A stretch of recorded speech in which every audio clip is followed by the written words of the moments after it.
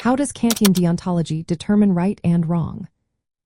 Have you ever wondered how we figure out what is right and what is wrong?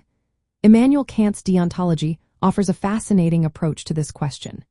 Instead of focusing on the results of our actions or how we feel about them, Kant believed that morality is rooted in duty and adherence to moral law.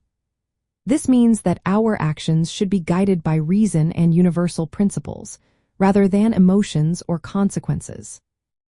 At the heart of Kant's ethics is the idea of the categorical imperative. This is a moral command that applies to everyone, regardless of personal desires.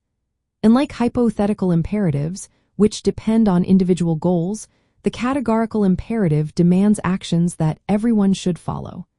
It acts as a guide for determining whether an action is morally acceptable. Kant introduced several key principles to help us evaluate our actions. The first is the universalizability principle. This principle encourages us to act only on maxims that we can will to become universal laws. Before taking action, we should ask ourselves if everyone could follow the same rule without contradiction. If the answer is no, then the action is considered morally wrong. Another important principle is treating humanity as an end in itself. This means we must respect the intrinsic worth of every individual. We should never use others merely as tools for our own benefit. Instead, we should recognize their rights and dignity. Kant also emphasized autonomy and moral law. He believed that rational beings are self-governing and create moral laws for themselves through reason. This means that morality comes from within, rather than being imposed by outside forces. Our intentions matter greatly in Kantian ethics.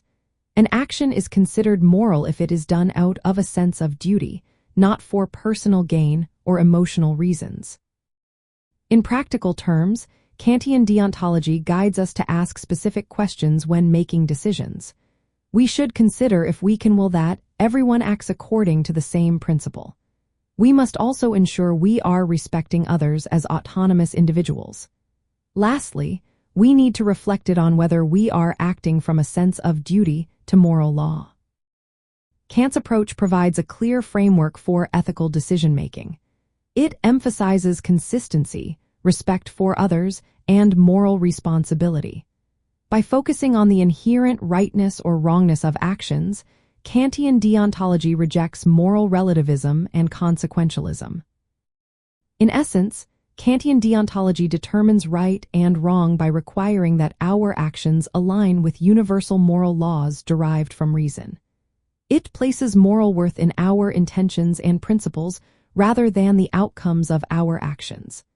This duty-based ethics encourages us to act with integrity and respect for the humanity in ourselves and others.